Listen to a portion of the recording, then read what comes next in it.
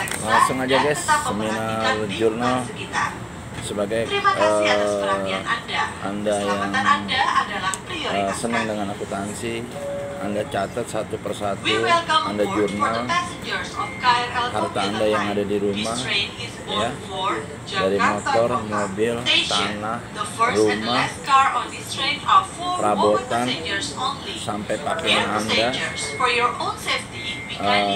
sampai perhiasan Anda.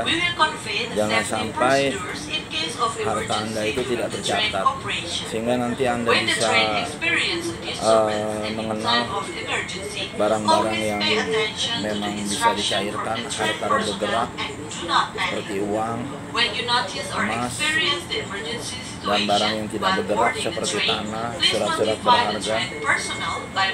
Anda bisa catat benar-benar, jangan sampai hilang. Itu sebagai aset Anda, dan taruh data itu dengan rapi dan bersih. Terima kasih guys.